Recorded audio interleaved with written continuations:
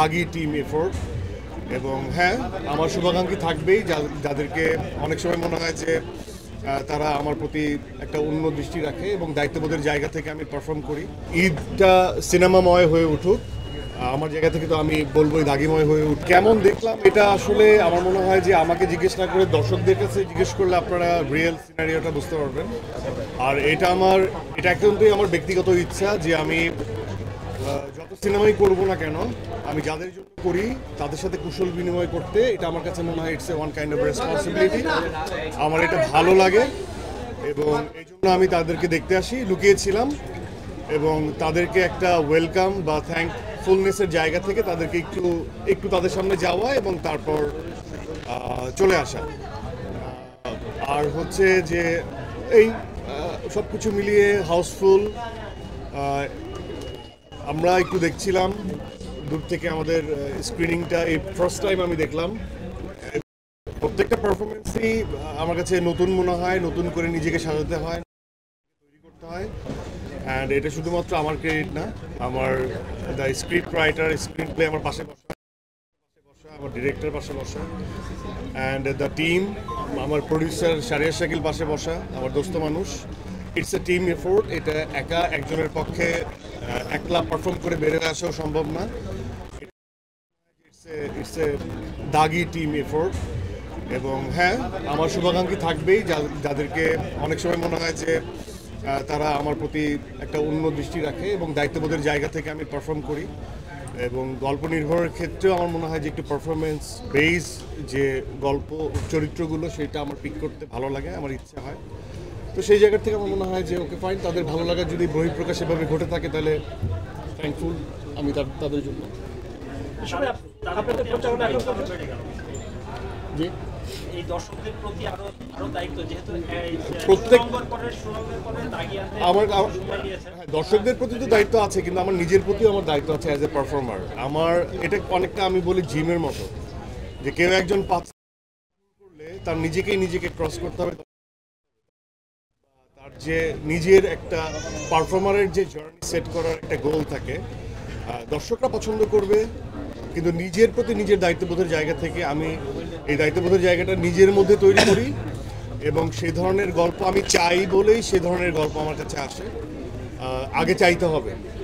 আমি যেভাবে ফাংশন করি বা আমি যেভাবে অপারেট করি, আমার কাছে মনে হয় যে এটা পারসেপশন। আপনার কাছে যেটা অনেক সময় সাপেক্ষ, সেটা আমার কাছে আমার মনে হয় যথার্থ সময়ে আসা। শাকিব ভাইয়ের যে সিনেমা রিলিজ হয়েছে বরবাদ এবং অন্যান্য যে সিনেমাগুলো, সবার জন্য শুভকামনা। মাল্টিপ্লেক্সে আপনারা দেখেছেন বরবাদ এবং দাগি সর্বোচ্চ শো পেয়েছে ও সমান শো পেয়েছে। সো এখন দেখেন, একটু আগে আপনারা বলছিলেন যে আজকে সবগুলাই হাউসফুল। সো বরবাদের 34টা শো আছে সিনেপ্লেক্সে, আমাদের দাগির 34টা শো আছে, জঙ্গলির দেখেছি 16টা, চক্কর 21টা। তো ঈদের সময় কিন্তু প্রথম দিন মোটামুটি সবারই হাউসফুল যায়, সেটা হল সংখ্যা যাই হোক না কেন। তো বোঝা যাবে হচ্ছে প্রথম দিন দর্শক দেখার পরে দর্শকের কি রিয়াকশান আমরা পাচ্ছি এবং দর্শক সিনেমাটা অ্যাকসেপ্ট করছে কিনা বা কোন সিনেমাটা অ্যাকসেপ্ট করছে তার উপর ডিপেন্ড করবে আসলে পরবর্তী দিনগুলো। সো পরবর্তী দিনগুলোতে যখন আমরা যারাই ভালো করবে, দর্শক যাদের সিনেমাই গ্রহণ করবে, সেই সিনেমাটাই তো সাস্টেন করে যাবে। আর আপনারা নাম্বার অফ হলস আপনারা যেটা বলছিলেন, দেখেন আপনারা জানেন শাকিব ভাইকে নিয়েও আমরা গত বছর রিলিজ করেছিলাম, শাকিব খানকে নিয়ে তুফান। তারপরেও কিন্তু আপনি দেখবেন অন্য কোনো সিনেমা সিঙ্গেল স্ক্রিনে না থাকলেও আমাদের অনেক বড় বড় হল রয়েছে। আপনার খুলনার লিবার্টি, বগুড়ার মোমোয়েন, শেরপুরের রূপকথা, মণিহার সিনেপ্লেক্স যেটা যশোরের, তো সেগুলোতেও কিন্তু বেশ ভালো যাচ্ছে। আর আপনারা তো বললেনই যে 34টা শো সিনেপ্লেক্সে এবং ব্লকবাস্টারে, লায়ন্সে অলমোস্ট সব শো হাউসফুল। এই মুহূর্তে এই যে শোটা শুরু হলো এবং তারপরে 7:40-এ যে শোটা আছে, আমি জাস্ট একটু আগে খবর নিচ্ছিলাম যে একটা সিটও ফাঁকা আছে কিনা। একটা সিটও ফাঁকা নেই, মানে সামনের রো সহ সব সিট কিন্তু।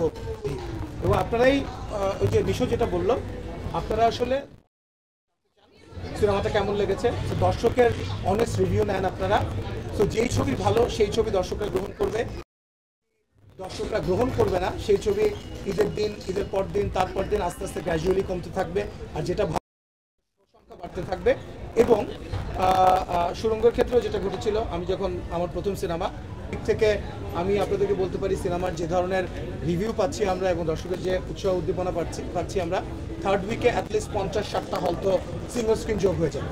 সো আর আমরা আরেকটা জিনিস একটু চেষ্টা করছি যে আমরা যে ধরনের সিনেমা বানিয়েছি গল্প নির্ভর, শিহাব শাহিনের পরিচালনায় এবং শিহাব শাহিনের লেখা, আপনারা জানেন শিহাব ভাই কেমন ধরনের গল্প বলার চেষ্টা করে এবং এই গল্পটা কিন্তু অ্যাস্থেটিক্যালিও দুর্দান্ত এবং একই সঙ্গে পপুলার জনরায় উনি বলার চেষ্টা করে। দর্শকরা প্রথম সিন দেখতে বসবার পরে শেষ সিন দেখার আগ পর্যন্ত দর্শকদের বসে থাকতে হবে। বাংলা সিনেমা দেখছে এবং সবগুলো সিনেমা দেখছে এবং আমার বিশ্বাস যে প্রত্যেক তো আমার মনে হয় যে এই ঈদ নয়